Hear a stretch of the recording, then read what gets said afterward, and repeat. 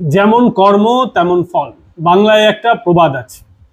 কিন্তু কলিযুগে এই বাংলা প্রবাদটা এত তাড়াতাড়ি ফলে যাবে সেটা বিশ্বাস করুন আমি ভাবতেই পারিনি। কথা হচ্ছে কি ব্যাপারে, শর্মিষ্ঠা পালুনি এই মুহূর্তে গ্রেফতার হয়ে একটা ইন্টারনেট সেন্সেশন হয়ে গেছেন। তার বিরুদ্ধে ধর্ম অবমাননার অভিযোগ ছিল। আমরা পাকিস্তান এবং বাংলাদেশে দেখতে পাই ব্লাসফেমির অভিযোগে, ধর্ম অবমাননার অভিযোগে গ্রেফতার হয়, আর সেটা একই বাংলাদেশ আর পাকিস্তানের মতোই পরিবেশ ভারতবর্ষে কি তৈরি হয়ে গেছে শর্মিষ্ঠা পালুনির গ্রেফতারের পর? এই প্রশ্নটা কিন্তু জোরালোভাবে উঠতে শুরু করেছে যে ব্লাসফেমির অভিযোগে হিন্দুদের যেভাবে পাকিস্তানে বাংলাদেশে ধরা হয়, একই ধরনের অত্যাচারের সম্মুখীন বাংলার পুলিশ করছে হিন্দুদের। এই অভিযোগটা ভারতীয় জনতা পার্টির, এই অভিযোগটা হিন্দুত্ববাদী নেতাদের। কিন্তু কথায় আছে যেমন কর্ম তেমন ফল। আপনি কি জানেন যেই ব্যক্তি এই শর্মিষ্ঠা পালুনির বিরুদ্ধে অভিযোগ করেছিল, যার নাম ওয়াজাহাত খান রাশিদি, এই ওয়াজাহাত খান রাশিদি একটি সংস্থা চালান যার নাম রাশিদি ফাউন্ডেশন। এই রাশিদি ফাউন্ডেশনের প্যাডে এই ওয়াজাহাত খান রাশিদি অভিযোগ করেছিলেন এবং তার বিরুদ্ধে ভারতবর্ষের শত শত থানায় অভিযোগ দায়ের হচ্ছে। সরাসরি অসমের সরকারের মুখ্যমন্ত্রী হিমন্ত বিশ্ব শর্মা পশ্চিমবঙ্গ থেকে এই রাশিদিকে কলার ধরে তুলে নিয়ে যাবে বলছে। তবে তিনি বলেছেন পশ্চিমবঙ্গ পুলিশকে সহযোগিতা করার জন্য। কিন্তু পশ্চিমবঙ্গ পুলিশ আদৌ কি সহযোগিতা করবে? এরই মাঝে কলকাতায় লালবাজারে ওয়াজাহাত খান রাশিদির নামে অভিযোগ দায়ের হয়েছে। একাধিক উত্তরবঙ্গ থেকে দক্ষিণবঙ্গ বিভিন্ন রাজ্যে এই ওয়াজাহাত খান রাশিদির নামে অভিযোগ দায়ের হচ্ছে। এবং মজার ব্যাপার হচ্ছে, এই অভিযোগ দায়ের পর্বের পরই গা ঢাকা দিয়েছে ওয়াজাহাত খান রাশিদি। তার বাড়িতে তার পিতামাতা আছেন, তারা বলছেন যে তার ছেলেকে নাকি খুঁজে পাওয়া যাচ্ছে না, ছেলে নাকি নিখোঁজ। ভাবতে পারেন, এই ঘটনা ঘটার পর ছেলে নিখোঁজ, উধাও। ছেলেকে বাঁচানোর চেষ্টা প্রত্যেক বাবা মাই করে, ওয়াজাহাত খানের বাবা মাও হয়তো করছেন, অসুবিধা নেই। কিন্তু পশ্চিমবঙ্গ সরকারের পুলিশ কি তাকে ধরবে? এটা বড় প্রশ্ন। এবং ওয়াজাহাত খান রাশিদি সম্পর্কে আরো একটা বড় খোলাসা হয়েছে। এই ওয়াজাহাত খান রাশিদি, তার বিরুদ্ধে কেন অভিযোগ হচ্ছে সেটা জানতে চাইলেন না? অভিযোগ হচ্ছে তার বিরুদ্ধে যে সে নাকি মা কামাখ্যার অপমান করেছে। এটা জানার পরেই আমি খোঁজাখুঁজি শুরু করলাম। বহু মানুষ আমাকে, যারা আমার এই চ্যানেল দেখেন, আপনারা দর্শকরাও বেশ কয়েকটা ছবি পাঠিয়েছেন ওয়াজাহাত খান রাশিদের কারনামার। আমি সেটাকে আমার এই ভিডিওতে লাগিয়ে দেবো সাইডে, আপনারাও দেখে নিন। মা কামাখ্যা, মা দুর্গা, কৃষ্ণ ঠাকুরের নামে একাধিকবার সে তার সোশ্যাল মিডিয়া পোস্টে অবমাননা করেছে। অথচ এটা কিন্তু পশ্চিমবঙ্গ পুলিশ, কলকাতা পুলিশ, গার্ডেন রিচ থানা দেখতে পেল না, দেখতে পাওয়ার কথা নয়। এটা যদি পুলিশ দেখতে পায় তাহলে তো একটা রাজনৈতিক দলের ভোট ব্যাংকে ক্ষতি হতে পারে, এমনটাই বলছে বিরোধী দল ভারতীয় জনতা পার্টি। এবং অনেক হিন্দুত্ববাদী নেতারাও মনে করছেন যে এই পশ্চিমবঙ্গের পুলিশ তার দুটো চোখ দিয়ে যেভাবে সমানভাবে দেখা উচিত, এখানকার পুলিশ এক চোখা আচরণ করে। এক ধর্মের জিনিস দেখতে পায়, আরেক ধর্মের জিনিস দেখতে পায় না। এক রাজনৈতিক দলকে দেখতে পায়, তাদের কীর্তিকলাপ দেখতে পায়, না দেখলেও দেখতে পায়, আবার একটি রাজনৈতিক দলের বেলায় তারা একটি চোখ বন্ধ করে রাখে। এটা হচ্ছে এই রাজ্যে পুলিশের বিরুদ্ধে অভিযোগ, আর এটা বিভিন্ন ঘটনায় প্রমাণ হয়েছে। পুলিশ আনন্দপুর থানায় অভিযোগ দায়ের হয়েছিল, গার্ডেন রিচ থানায় অভিযোগ দায়ের হয়েছিল, বিভিন্ন থানায় শর্মিষ্ঠা পালুনির বিরুদ্ধে অভিযোগ দায়ের হয়েছে। অভিযোগ দায়ের হবার পর শর্মিষ্ঠা পালুনি কি করেছে না করেছে সেটা পুলিশ দেখতে পেয়েছে, কিন্তু ওয়াজাহাত খান রাশিদির ঘটনা কি এখনো পুলিশ দেখতে পেরেছে? এ তো কলকাতার ছেলে। শর্মিষ্ঠা পালুনি পুনের সিম্বিওসিস ল কলেজের স্টুডেন্ট ছিল, সেখানে পড়াশোনা করত মহারাষ্ট্রে। সে ইতিমধ্যেই ছিল হচ্ছে গুরুগ্রামে, হরিয়ানার গুরুগ্রাম থেকে তাকে ধরে নিয়ে এসছে। কিন্তু যেই ছেলেটা নিজের থানা এলাকায় থাকে, থানায় এসে কমপ্লেন দিয়ে গেল, তার নামে কমপ্লেন দায়ের হলো, সেই ছেলেটাকে কলকাতা পুলিশ খুঁজে পাচ্ছে না কেন? এই প্রশ্নটা উঠবে না? এবং শর্মিষ্ঠা পালুনি সে যখন বুঝেছিল ভুল করেছে, বা তার উপরে যখন চাপ সৃষ্টি হয়েছে, সে ঠিক বলেছে না বেঠিক বলেছে সে বিষয়ে আমরা বিশ্লেষণে যাচ্ছি না। কিন্তু আমরা মনে করি, আবারও বলছি, সোশ্যাল ফ্যাব্রিক নষ্ট করার কোনো কথা বলা উচিত না। সমাজে সব সত্যি কথা বলা যায় না। গণতন্ত্র কোনো ধর্মকে আঘাত করার মতন কথা বলার এই মুহূর্তে অনুমতি দিচ্ছে না। গণতন্ত্রে সোশ্যাল ফ্যাব্রিক নষ্ট হয়ে যাবে, ডেমোক্রেসিতে সমস্যা তৈরি হবে, ভারতবর্ষের সামাজিক পরিকাঠামোতে সেই রকম কাজ এখন করা যায় না। ফলে সব সত্যি কথা বলা যায় না, কিন্তু সে সত্যি বলুক আর মিথ্যে বলুক সেটা জাজমেন্ট করার দায়িত্ব আমাদের নয়, সেটা থানা করবে, পুলিশ করবে। কিন্তু শর্মিষ্ঠা পালোনি তো ক্ষমা চেয়েছিল, তারপরেও পুলিশ তাকে ধরে নিয়ে এলো।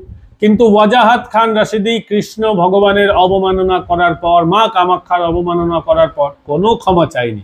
সে একটা কাজ করেছে ভয়ে, এটা ঠিক, যে নিজের সোশ্যাল মিডিয়ার এক্স অ্যাকাউন্টটা বন্ধ করে দিয়েছে, কিন্তু তার ফেসবুক নাকি এখনো খোলা আছে বলে আমি জানতে পেরেছি।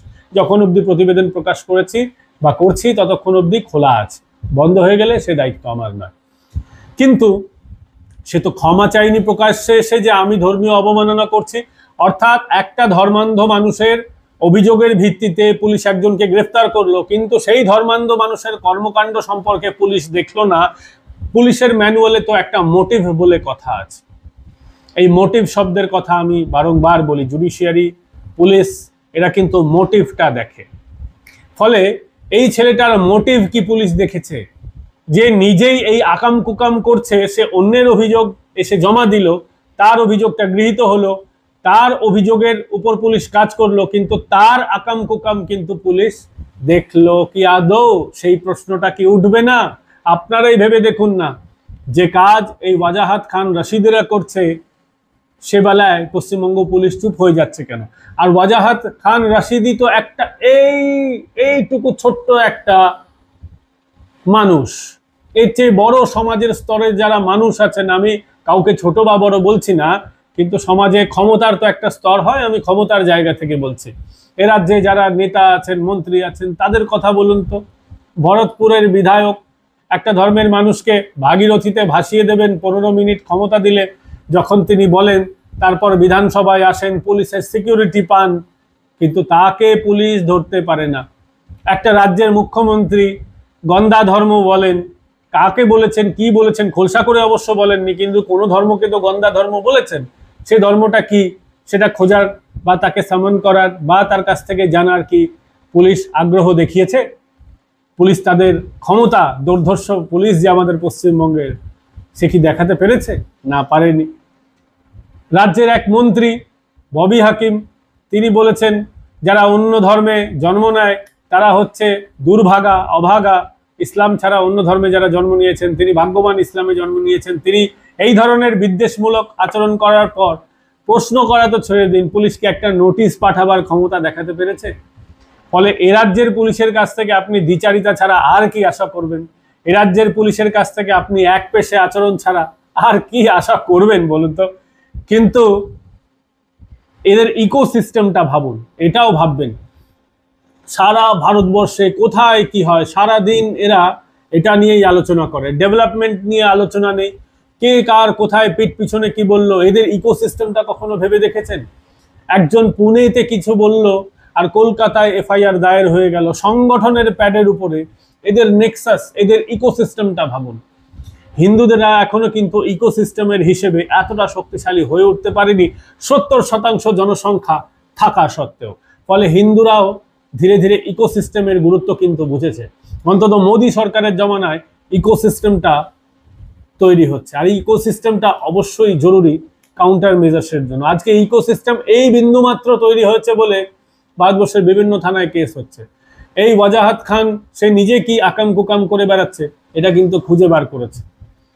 পশ্চিমবঙ্গে বেশ কয়েকজন আছেন, তারা কিন্তু এই কর্মে লিপ্ত আছেন, ইকোসিস্টেম বিল্ড আপ করছেন। প্রসূন মৈত্র আছেন, বিজেপির অনেক কার্যকর্তা আছেন, অনেকেই সংগঠনের হয়ে একা বা 2-4-5 জনকে নিয়ে ইকোসিস্টেমটা বিল্ড আপ করছেন। হিন্দুরাও কিন্তু আজকে ইকোসিস্টেমের গুরুত্বটা বুঝতে পেরেছে, এবং ইকোসিস্টেম বিল্ড আপ না করলে একের পর এক রাজ্যে যখন বিরোধী সরকার আসবে তখন হিন্দুদের কিন্তু বাক স্বাধীনতা কমে যাবে। এই গণতন্ত্রের উপভোগ যে জামাই আদরটা একটা শ্রেণীর মানুষ নিতে পারে, সেই সুযোগটা কিন্তু হিন্দুরা সরকার পরিবর্তনের সঙ্গে সঙ্গে হারিয়ে ফেলবে। এটা কিন্তু হিন্দুদেরও বোঝা উচিত। আর ঠিক সেই কারণেই আজকে ইকোসিস্টেমের গুরুত্ব বুঝতে পেরে ইকোসিস্টেমটা তৈরি হচ্ছে। এবার দেখার আসাম পুলিশ কতদিনে পশ্চিমবঙ্গে আসে, কতদিনে এটা হ্যান্ড ওভার করে। এবং এক্ষেত্রে আরেকটা বলার আমার বিষয় আছে, সেটা এমনও হতে পারে, এটাকে বিজেপির পক্ষ থেকে বলা হচ্ছে, অনেকেই বুদ্ধিজীবীরা বলছেন যে যেহেতু পশ্চিমবঙ্গে বেশ কয়েকটা কেস হয়েছে, তাই লঘু ধারায় হয়তো তাকে আসামের হাতে যাতে হ্যান্ড ওভার না করে দেওয়া হয়, তার জন্য পশ্চিমবঙ্গে জামাই আদর দিয়ে তাকে গ্রেফতার করে কয়েকদিন রেখে দেওয়া হতে পারে, অথবা নাও হতে পারে। ভবিষ্যতে কি হবে আমি তো হাত গুনতে জানি না, কিন্তু একটা শ্রেণী এটা আশঙ্কা প্রকাশ করছে হয়তো পুলিশ লঘু ধারায় তাকে গ্রেফতার করে কিছুদিন রেখে জামিন দিয়ে দিতে পারে, বা জামিন হোক না হোক অন্তত পশ্চিমবঙ্গে থাকুক। আসামে তুলে নিয়ে গেলে পশ্চিমবঙ্গের যে মর্যাদাটা হানি হবে সেটাকে আটকানোর জন্য পশ্চিমবঙ্গ পুলিশ আগে ভাগে গ্রেফতার করতে পারে। কিন্তু এই প্রতিবেদন প্রকাশ করা অবধি যেটা খবর, তিনি কিন্তু গ্রেফতার হননি, আন্ডারগ্রাউন্ড হয়ে আছেন। কোথায় হয়ে আছেন পুলিশ কিন্তু পশ্চিমবঙ্গ পুলিশ খুঁজছে কি খুঁজছে না সেটা আমি বলতে পারবো না, কিন্তু তার নামে অভিযোগ যে হয়েছে এবং এটাই কলিযুগের যে কর্মফল, এটা কিন্তু প্রমাণ হয়ে যাচ্ছে। যাহাই অন্যের জন্য গর্ত খুঁড়লে গর্ত তোমার জন্যও রেডি হতে পারে, এটাই কিন্তু আমাদের ভারতের দর্শন। এবং সেটাই কিন্তু হাতে নাতে প্রমাণ পেল শর্মিষ্ঠা পালোনি আর এই ওয়াজাহাত খান রাশিদির এই কাণ্ডে। ভালো থাকবেন, সুস্থ থাকবেন, আগামীকাল ফের দেখা হবে। এই ভিডিও আপনাদের কেমন লাগলো কমেন্ট করে জানাবেন। ভিডিওটা ভালো লাগলে লাইক, শেয়ার এন্ড সাবস্ক্রাইব করতে ভুলবেন না। যারা আমাদের সহযোগিতা করতে চান, জয়েন বাটন ক্লিক করে আমাদের ভ্যালুয়েবল মেম্বার হয়ে যেতেই পারেন। ভালো থাকবেন, সুস্থ থাকবেন, আগামীকাল ফের দেখা হচ্ছে।